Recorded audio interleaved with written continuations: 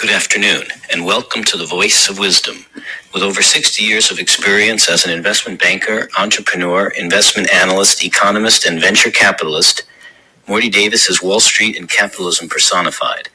The over 400 companies for which he has raised more than $3 billion over the years have created a countless number of jobs and exciting new products. Through the Voice of Wisdom, Mr. Davis explores, analyzes, and debates the most topical political, economic, and social issues facing our world today. Joining Mr. Davis today for a discussion on the Democratic National Convention and beyond is Len Carter.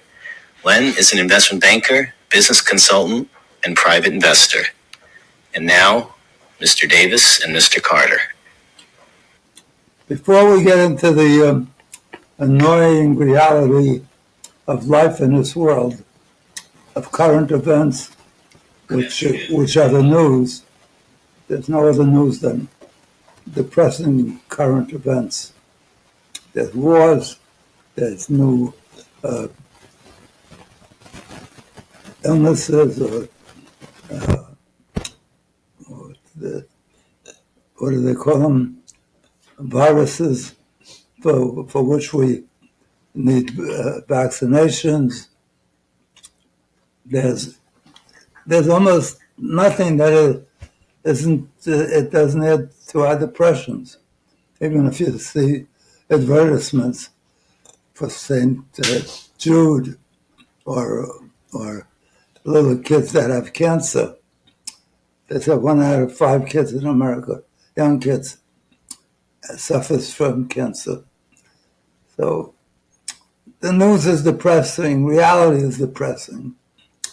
So we have to figure out how to, notwithstanding things that impose themselves on us, to make us depressed, to force us to feel bad, we have to somehow adapt and make life fulfilling.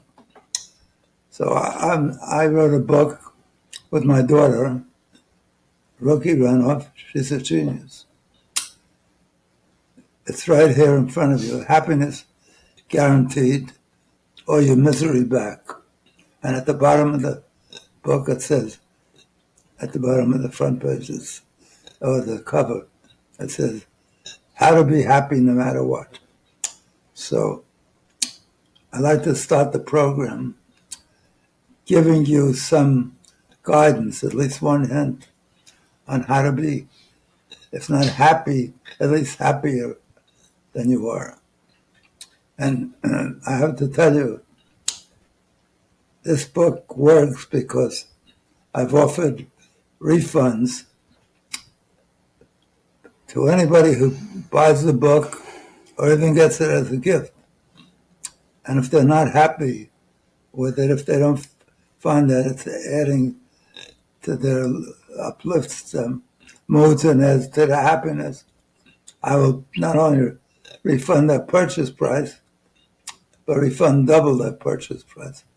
So that in itself should start to make somebody happy.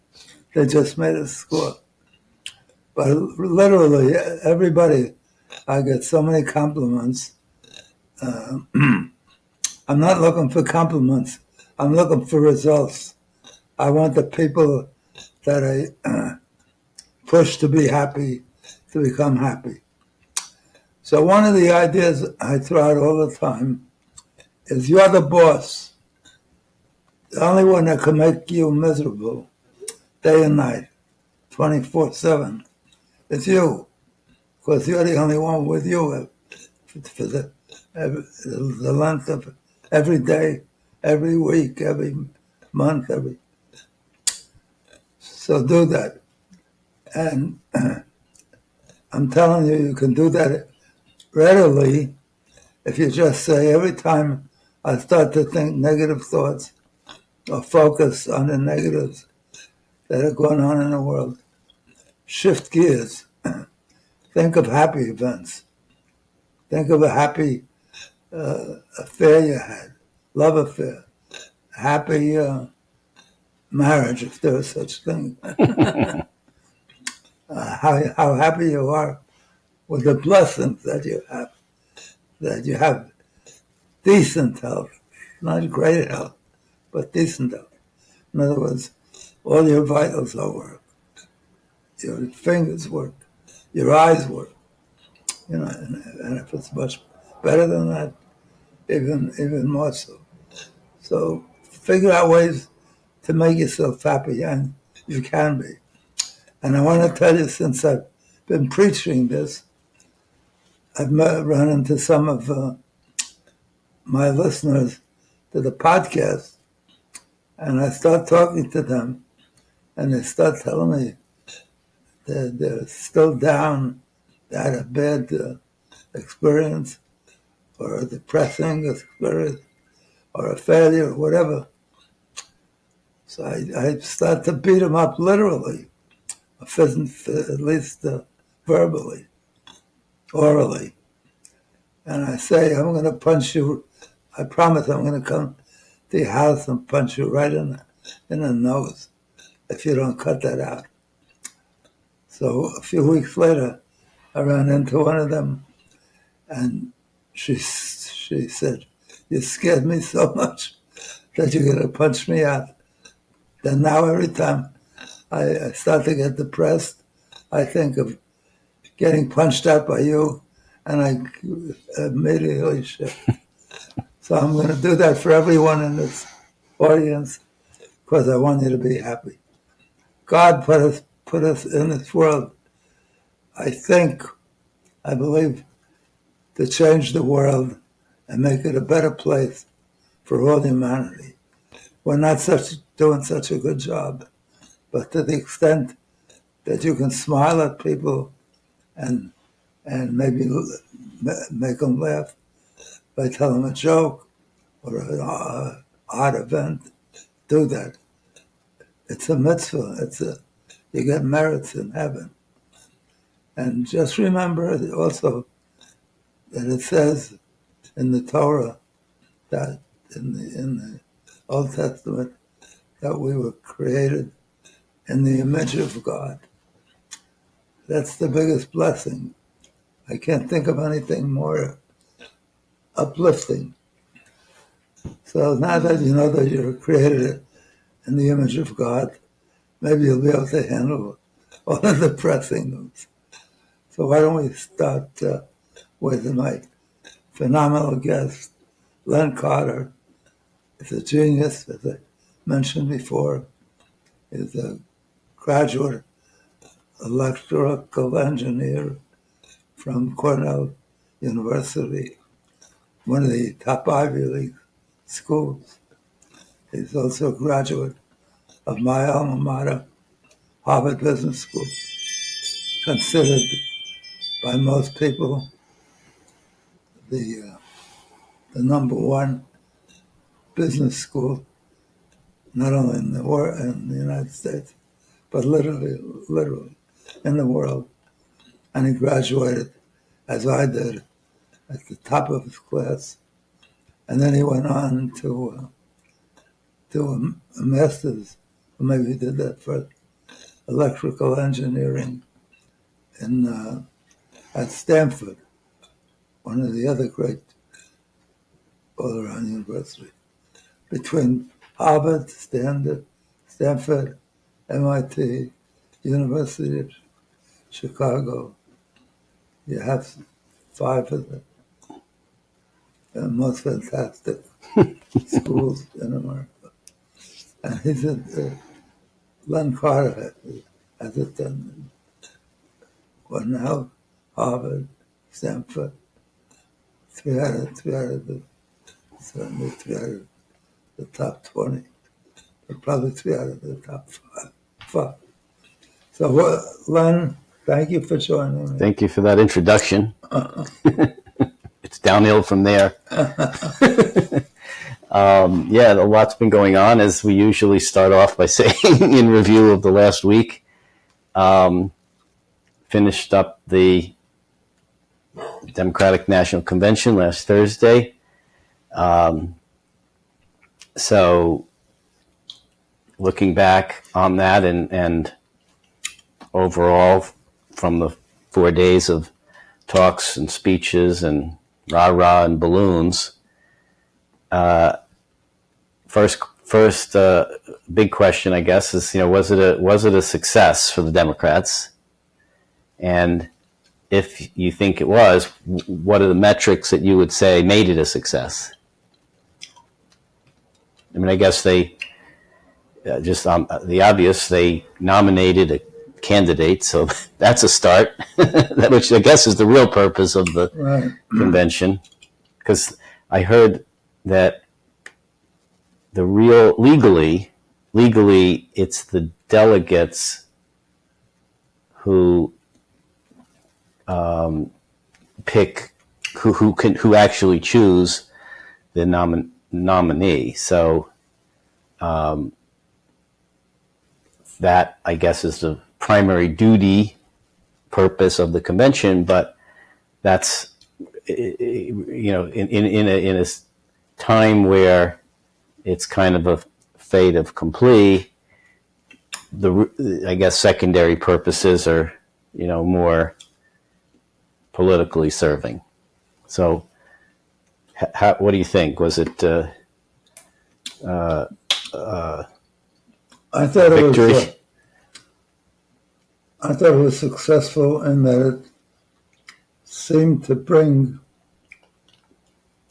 that group, Democrats, together, because it followed a period where there was a great deal of, if not unhappiness, of divisiveness, because Biden really didn't want to drop out.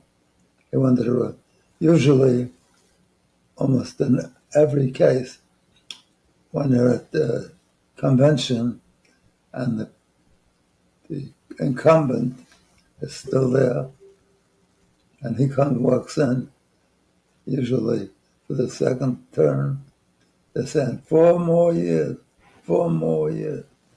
In this case, they said USA, USA. We love Joe. We love Joe. That was the chant. And they had the signs with "We Heart Joe." So, from that point of view, I saw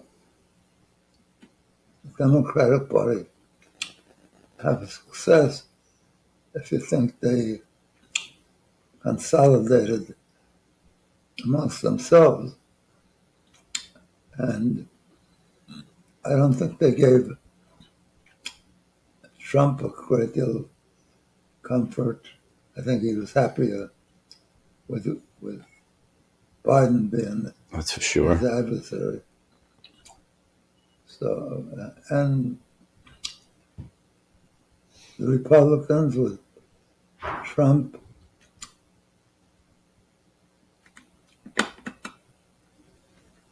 I don't think it was quite as successful, but it's less the convention and more the personality.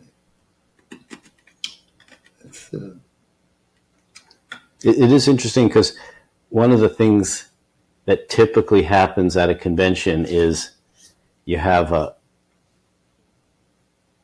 like the story of Scrooge, you have the Christmas past, the Christmas current, and the Christmas future. So you have Democrats past, Democrats current, and then Democrats future. So you saw 2 former Democratic presidents, Obama and Clinton, up there giving their endorsement and view of the future. Then you had the current, where you have the acceptance and the hoopla around that. And then sometimes you see it, but the speakers, like in 2004, that's when Obama made the first a speech at the convention, and that was, they say, a star was born in that at that time in 2004, and in 2008 he was the nominee. So the Democrats sort of did that. Interesting, in contrast to the Republican convention, there were no Bush Senior, Bush's dad, but Bush Jr. didn't appear in the Republican convention. He didn't appear? No. So. But he was nominated anyway. No. Bush.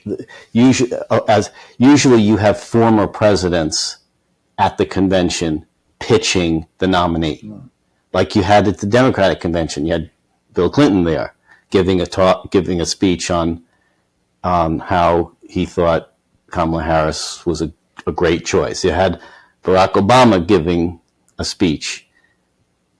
You did, and both former Democratic presidents. You didn't see George Bush Jr. do the same thing for Trump, which is interesting. But so I think I would agree that in terms of success, unity, because that's in the Democratic Party can be a problem at times, where you do have a wide view of views ranging from moderate to a little conservative, all the way to very progressive. And it's hard to come up with a platform and a set of policies and things which appeal to everyone without the infighting. So I think they did do a good job there, which was also, I think, a purpose. They're united around defeating Trump. And yes, there were, many occasions where, they could stick it to him. So speaking of who gave speeches, who do you think would get, like the best supporting speaker award? We saw the Clintons, we saw Obamas, we saw Oprah, we saw Adam, some former Republicans, Adam Kinzinger. What's your take on, the effectiveness of those folks? Well, not surprisingly, I found Oprah to be sensational. She, much like Trump, who knows how to handle TV and get the most out of it, even as he's reckless and often stupid, obviously lying. But he's always intriguing and interesting. So I thought amongst the Democrats. Yeah, so Oprah was good. She, And then Obama. Yep. Is a good speaker. Right, both of them. I thought Michelle, she's always very captivating, and Barack Obama too is also very good deliverer. And it was interesting, they had Adam Kinzinger, who used to be a Republican. I don't know if he still is or isn't, or what he says. He's retired from the Congress, but I think that's always an effective tool when you bring in someone who used to play for the other team and is a convert and explains why. He didn't turn Democratic. Right. He's just a never Trumper. Justice Cheney did.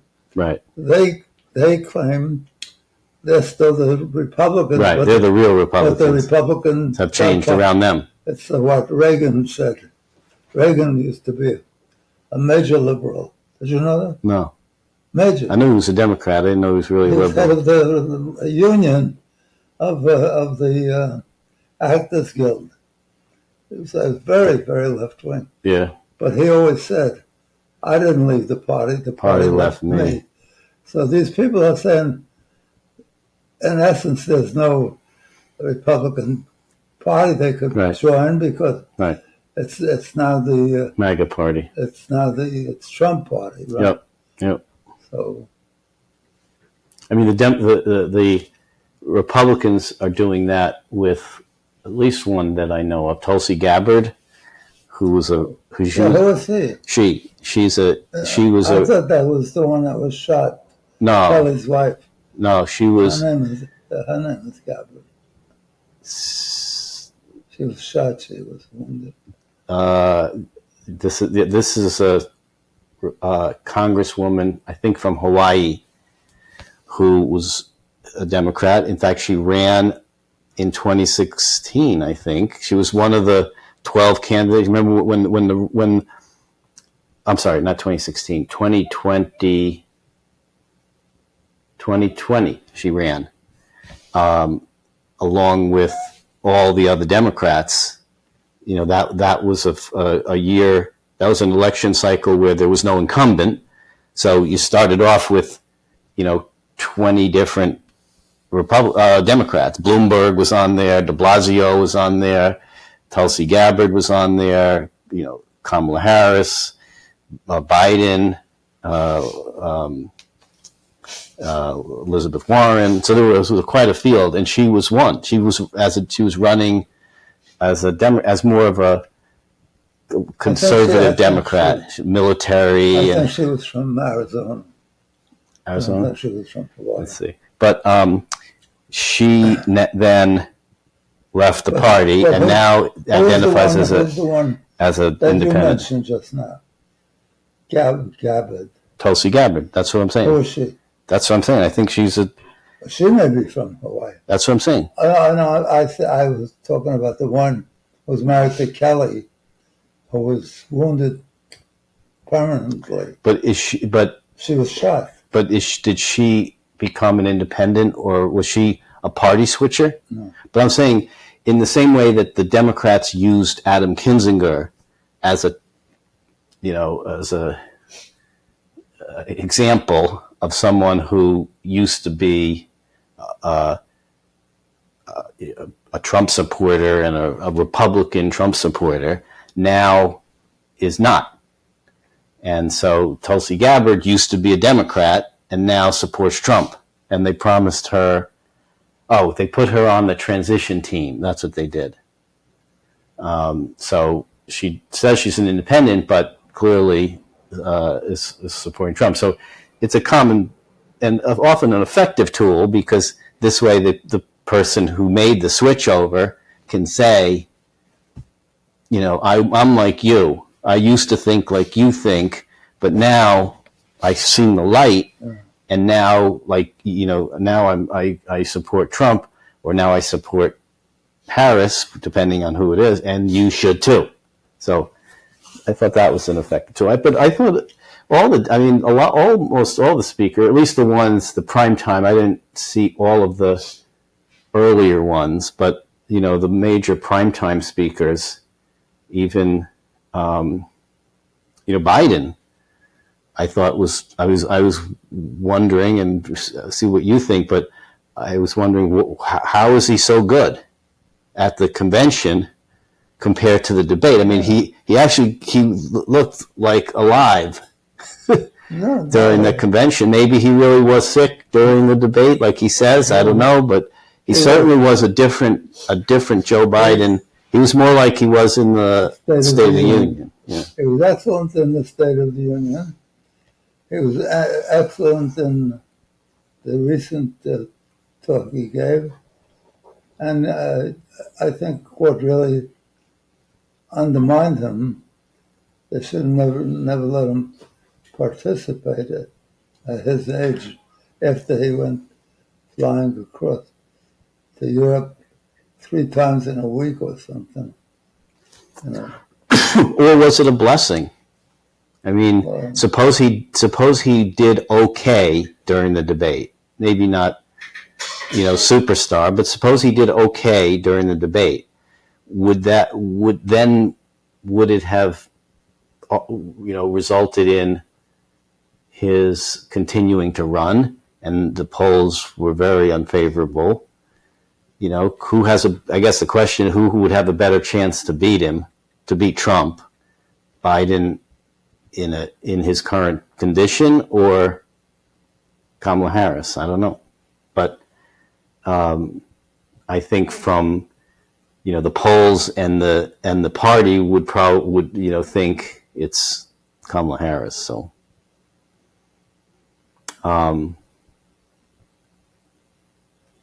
So, what about? So, do you think the ultimate goal was achieved of broadening, the tent? I mean, I think in addition to nominating a candidate, which is sort of the mechanics of the convention, the political goal, I think, is votes, right? You want votes. And with the Democrats, it's always about, the underlying strategy for Democratic victory is always get out the vote, right? Because if you can get out the vote, there are more registered Democrats. But that's nonsense. People don't even realize what nonsense is. Who's throwing bombs at me? Anyway, my vote... Get out to vote is nonsense? No, my vote, they say every vote counts. If I vote in New York, my vote doesn't count. 0. Why? Because New York has a limited number of electoral votes. And if another million New Yorkers come out and vote, right, it doesn't add one. But it's get out to vote in all states, including the swing states where it's a few votes turn the election. So that's what I'm saying. It's much more not the size of the vote, but in either case, it's get out to vote because you need more people to vote, particularly in swing states. But if people realize they're running to vote because before the what do you call it, closes, what do they call that? Polls. The what? The polls. Before the polls close. Are they called polls where you vote? Yeah. To get their vote in, right? Because it may make a difference. I'm saying it occurred to me just recently that my vote in New York is not going to. But I'm not talking about your vote in New York. I'm talking about getting out to vote all across the country, including the places where it matters, where it's very close. So the goal is still get out to vote. No, but the parties have to invest their energy and their money. Right. For what purpose? To get out to vote. No, to get the vote that gets them elected. But they still have to get them to vote. But they have to get selected votes. Right. But it's still getting the people in Wisconsin and Michigan. Don't you agree that we run around with terrific, we recruit all the people that go door to door and get out another million votes in New York. It's not going to change the right, but when you hold a national convention, it's not to selectively targeted toward this speech is not toward anyone in New York because their votes don't matter. The goal of the convention is to elevate the voting turnout everywhere, with a particular emphasis on the places where it counts the most, which is the swing states. So, I think that's why. So that's the main purpose, is to get to swell the voters, and if you do that across the board, then the ones who vote the additional incremental voters in New York or California may not make a difference, but if you raise incremental voting by a small percentage across the board, those ones on the coast don't make a difference, but raising the incremental voting turnout in the swing states makes a big difference. So I think it is that's the only place where it makes a difference. Right, but still the goal. New York and California. Right, but you can't when you're on a national stage you can't selectively you target certain states over others. You don't think they're doing that now?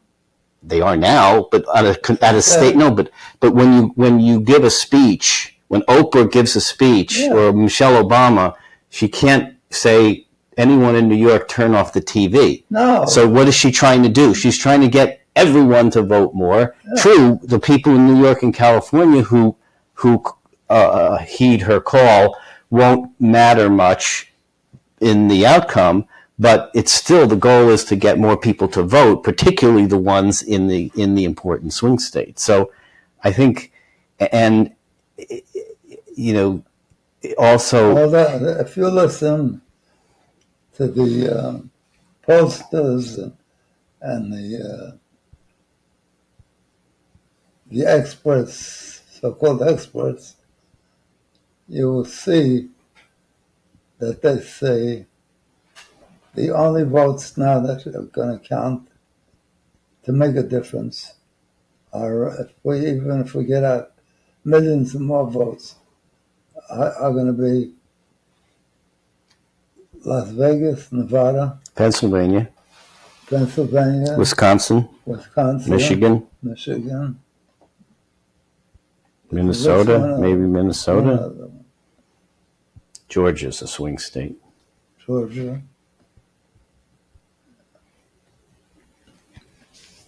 No, but it never occurred to me in all of the years that I'm voting, that when I rush to vote, that my vote it's ridiculous, because it's not going to change. Well, in states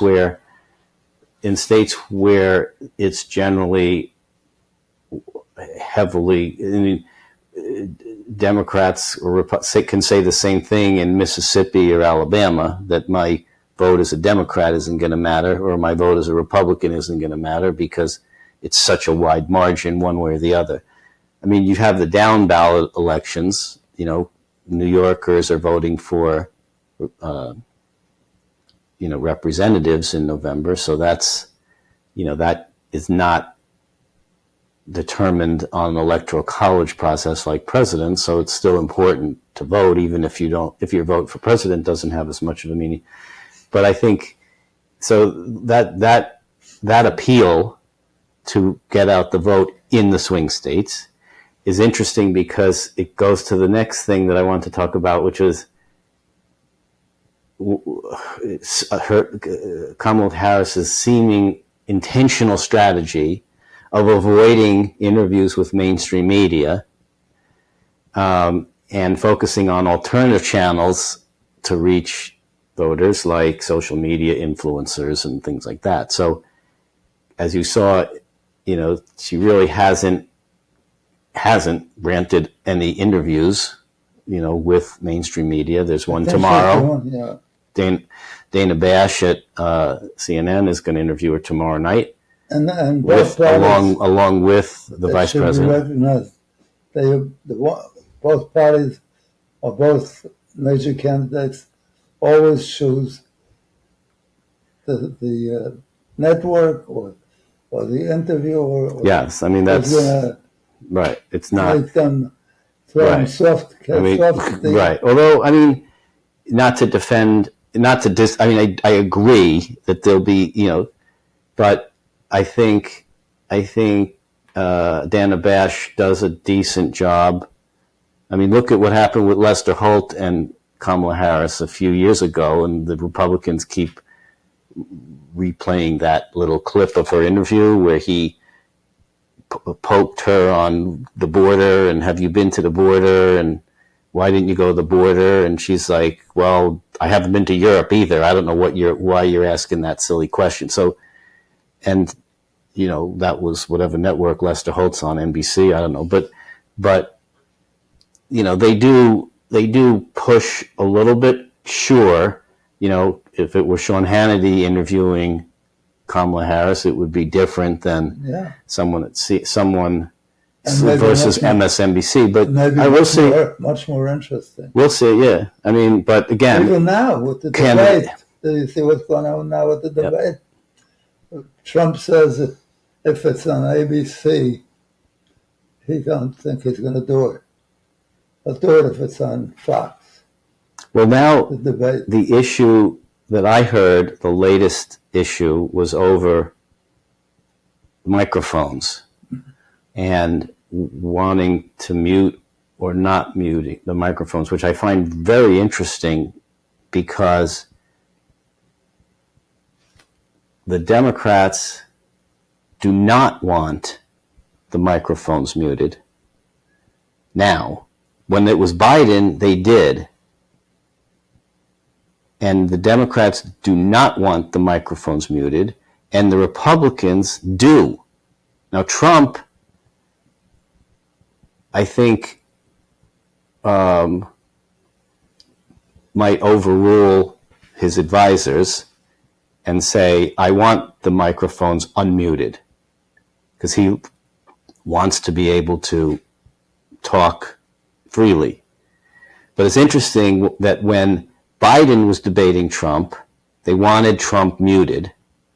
When Kamala is debating Trump, they don't want them muted. Why do you think that's the case? I think it's because they want Trump to do what he did in 2020. To make some stupid Right, to overtalk her, to do what he frequently does and go off script when he gets, either agitated or riled up, and they want people to see that. And his advisors know that he could do that, and so they don't want the microphones on, so they can keep him quiet. So far, with all his sticking in his mouth, sticking foot in his mouth, his foot in his mouth, he's still a tie with, despite the fact that he's indicted, that if he loses the presidency, there's a good chance he will be sentenced to, he may never serve, but there's a good chance he'll be sentenced to time in prison. Even a short time at his age is like, means almost the end of his life. So. Well, that's why this election when Trump says this is a very important election, to him, it is because it has a very personal component to it. If he loses, then all these cases eventually are going to probably come. Right now they've been delayed, except the one in Florida, which was dismissed, but they can probably resurrect that in some form or another. And, we just saw Jack Smith with a new indictment this week, yesterday, of the January 6th case, which was almost killed off or killed off. How is it new? Because he redid it. See, the first indictment was, I should say, the revised indictment. That's more accurate. The revised indictment is cognizant of the recent Supreme Court ruling on presidential immunity, where it said the president cannot be held liable for official acts. So his revised indictment supposedly has been recrafted and reworded to not include those kinds of things. Now, whether that works or not, I don't know. I'm kind of skeptical because at a minimum, the defense is going to appeal this all the way up to the Supreme Court because it's going to hinge on that immunity ruling. They're going to say, yes, it was, the defense is going to say it was official act. He's immune. And they're going to say, no, it wasn't an official act. He was acting as a candidate in the election process, not as a president. So how do you make the case that these actions were of a candidate versus a president? I mean, that's what the case is. So no matter where lower courts rule, the defense is going to say, no, this was in fact presidential, duties of the president, and therefore is immune, and it will ultimately, for sure, go to the Supreme Court to decide whether or not it was an official act. But if it even gets there, because that's if Trump loses the election. If he wins the election, bye-bye, he just orders the whole case gone, and that's the end of it.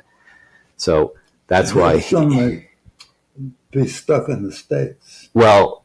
Where he's indicted. The Georgia case, yes, but the federal cases... How about the New York case? Well, he was already found guilty in that. Yeah, so... It doesn't go away. He has to be, if he wins on appeal, it's not going to go away. He was convicted. Right. So he has to appeal it. That he can't make that appeal go away. That was a criminal.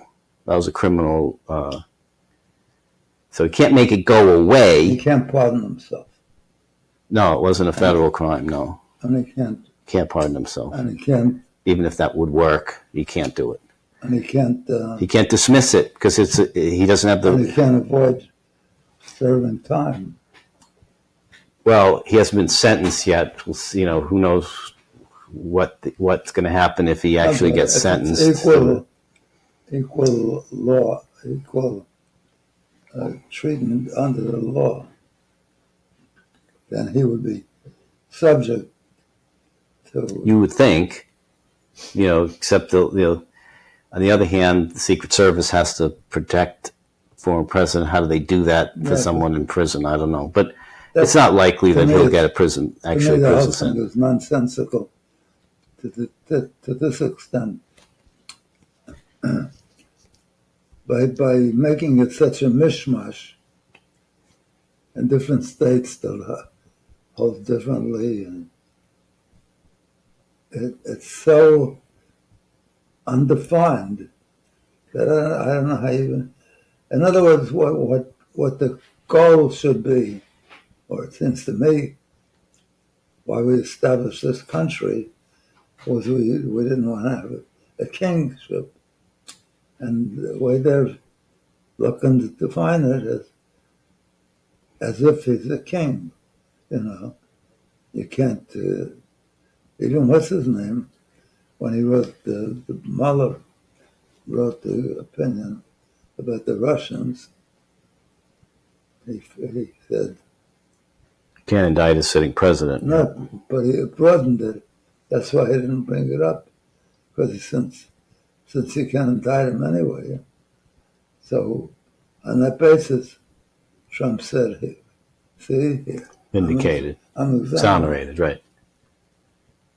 Yeah, I mean, even if the Supreme Court didn't come out with the ruling, you still have a trial to prove. They're saying he's immune for acts of official acts, but even if they didn't say that, they would still go to trial, and there'd be evidence presented on both sides, and a jury or whatever would decide.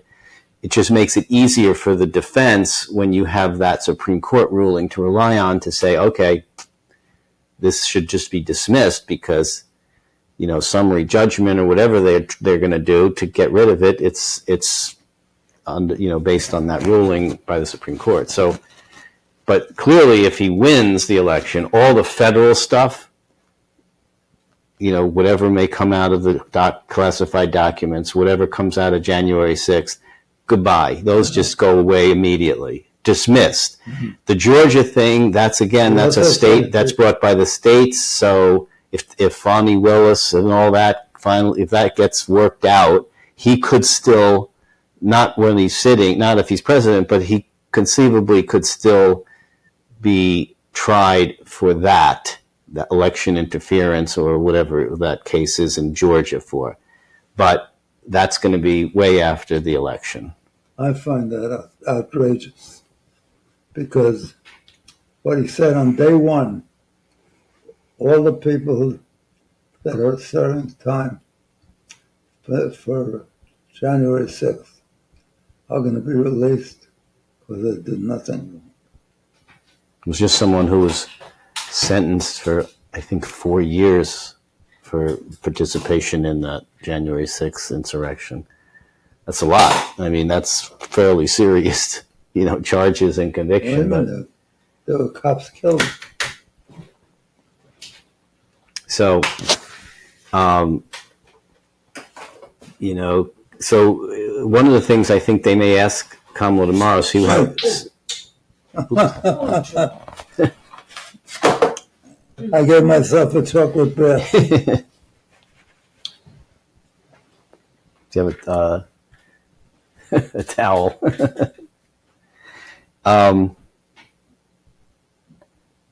So one of the things that I think Dana Bash will ask is something that Is she on CNN? Yeah, she's a CNN anchor. Married, I think, to John King. And she's a good reporter, I think. So, Lottie, you want to remove this chocolate milkshake from my... One of the things I think they may ask her, Kamala, is her position on fracking. She supported the Green New Deal legislation, and at the time was anti-fracking, and now is backpedaled on that position and hasn't is seemingly okay with fracking. So how do you I'm sure she's sitting there, right now studying her answer to that question, which is how do you explain those seemingly contradictory opinions of being pro-New Deal, pro-Green New Deal, and also not against fracking? I don't know. I mean, if I were the interviewer, I would push her on that because that's an important, we'll see what they do. We'll see how harsh. I think they will. I think they will ask her about that. I mean, it's not a softball question, and she should have an answer to it. And if she doesn't, then shame on her. But I don't think. I couldn't be farther apart on that issue from my daughter, and she says that Kamala Harris wants to eliminate. Wants everybody to drive electric cars, and cancel fracking and so forth. And I think that's good for the ultimate. Someday, everyone should be driving electric cars. I think that. No, but you have to do like we did with. With Sputnik, unless you don't make it as an emergency. Right, and sometimes even legislate. Like, look what happened with car pollution. A generation or two ago, cars didn't have these things called catalytic converters that reduce engine emissions. That certainly reduced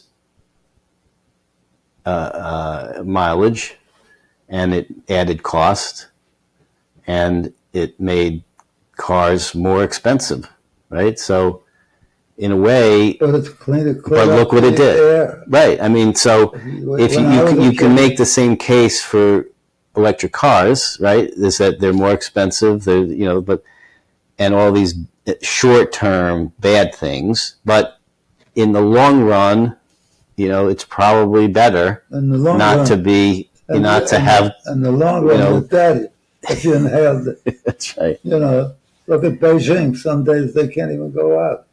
And that's the way it used to be in California. Mm-hmm. They had not only automobiles, but factories. The whole day you'd have chimneys that were spitting out, toxic poisons. So I mean, the hard thing is that's the why timing. that's what Trump is so effective, because he takes issues that affect people, even though Particularly short run right that effects. I'm saying, immediately Right. So, So- like, don't you want your gas to be $2 again? right. But maybe expensive gas is a blessing because it helps improve the roads Yeah. and it helps us migrate away from Yeah, fossil fuels. or what's the big deal if there's a little smoke in the air? That's not as urgent as getting your As paying your bills, which, I mean, to some, has merit too. One of the things that was a real theme at the convention was joy, right? Vibe. They say that critics of Harris say that, I want to read this, that she's been heavy on vibes, but light on concrete policy. And Obama said this, and Oprah said this, and even Waltz, I think. She's joyful, so she's going for, the joy angle. She's playing the joy card and avoiding the concrete issues. And it's driving the Republicans crazy because they're saying, that's not what affects people's lives. warming is going to happen. Right. And I mean, if I were a Republican strategist, I would be pulling my hair out because, and my response would be, joy doesn't pay your groceries. Joy doesn't put gas in your tank. Joy doesn't pay your ever increasing rent. So, that's the wrong word to use, joy. But that's quality of life. Of you poisoning your kids, and you're shortening their lives, or giving them asthma during their life. That's not joy. That's avoiding disaster. Well, but they would say the kids won't have a life if I can't put groceries on the table. But it's not at that state. Listen. Well, of course, but that's how you. But that's the case you make. What is economics considered? What kind of science? Social science. Dismal science. Why? Because of what was his name with an M? Who predicted Malthus. Right. Who predicted population grows at a geometric rate and food production grows at an arithmetic rate.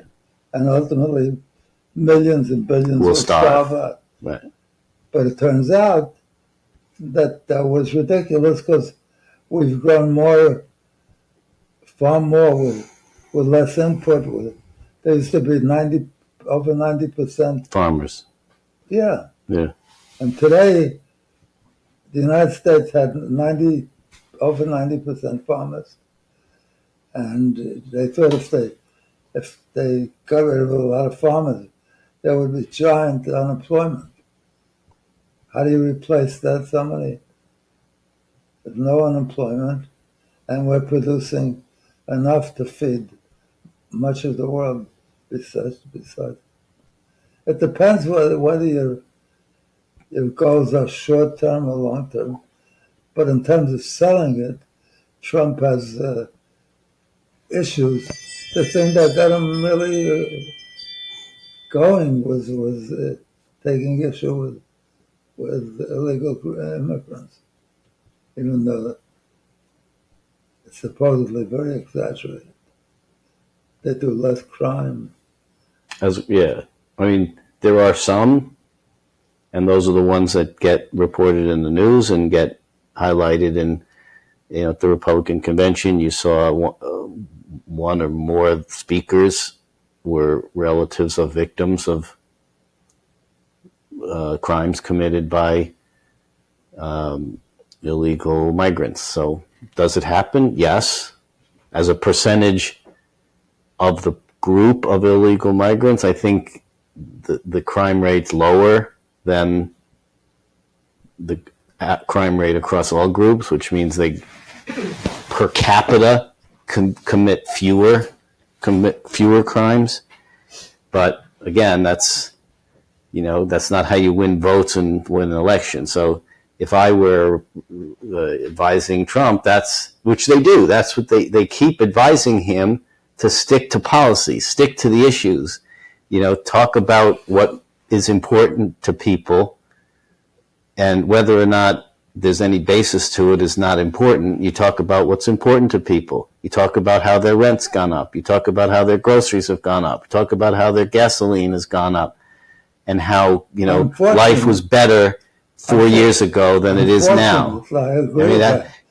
But unfortunately, most people respond to the immediate effects on their life than the effect on their children's life or their own life, on their health. Health doesn't play a big issue in what they want or don't want. It's sad.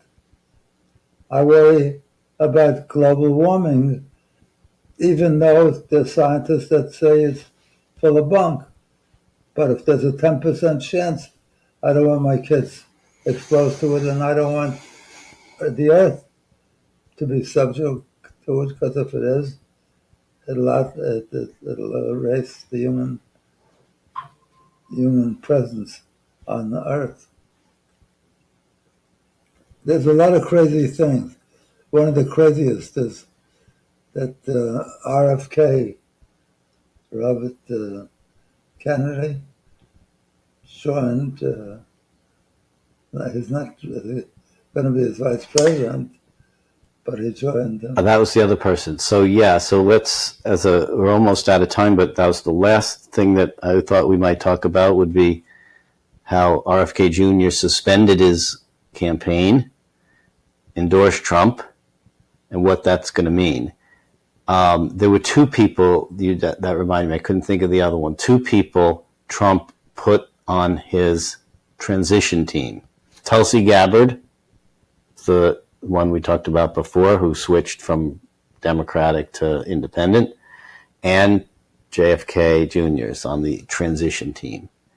So you think that his dropping out of the race and endorsing Trump is going to help or hurt Trump? Some people say it might hurt. What do you think?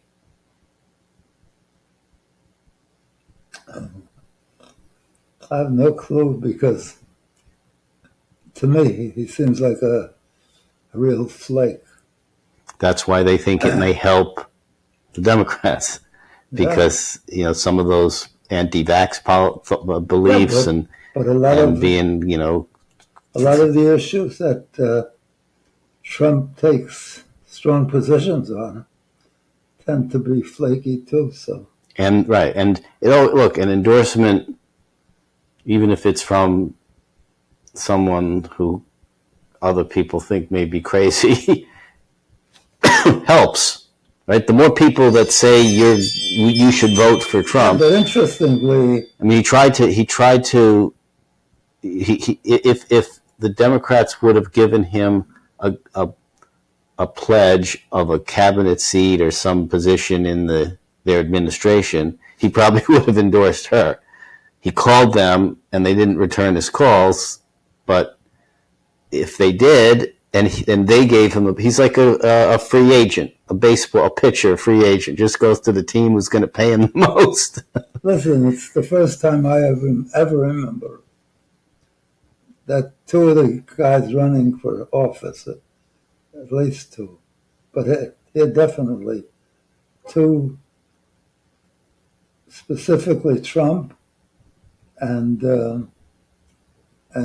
Robert RFK Kennedy. Yeah, there's not one member of their family has endorsed them. Yeah, the Kennedys that is a blasphemy in the Kennedy world. It's so close. I mean, Kennedys have always been right. The meaning, the definition of the Democratic Party. Lordy, I think even his wife is not too happy. Yeah, we're just about out of time. We're out of time or not? Pretty much. 1 minute. Oh, 1 minute? Oh, let's 1 hour. 1 hour? We still have an hour to go. No, we're at 1 hour, so we're pretty much out of time. Okay, we butchered But we will return. with Robert Kennedy at That's the it. end. Yep. We will return no less than a week. And no more than a week. It shows you how crazy our society has turned. Crazy. That we could even consider this guy. Look, I have my biases. So if somebody's against vaccinations, you know, every kid gets vaccinated right after they're born. Do you have a mark on your arm? From smallpox? Yeah. I You don't think have that, smallpox may have been, I don't know, because I think they stopped. There was a period, there was a time before after you got vaccinated, but before I was born, where smallpox was effectively eliminated across the globe. So I don't think they do that. Smallpox. No, but it left but everything else. It left a scar. Yes, yes. That every kid had. Yep. And measles and chicken pox. Well, those they still and we eliminated polio. A lot of that. Anyway, it's been great being with you again this Wednesday, 6:30. And I look forward to being back with you next week. I love you all. You're terrific. You're brilliant. You're the real voices of wisdom, even though I quote this as Morty Davis, the real voice of wisdom. But I get, just like they say, teachers learn more from their students than the other way around. And that's true. I mean, you as professors, they say the thing that made them grow the most is being challenged by their students or questions that their students answered that they had to come up with. So anyway, thank you for being. Have a great week. Have a great every day of your life. Bye.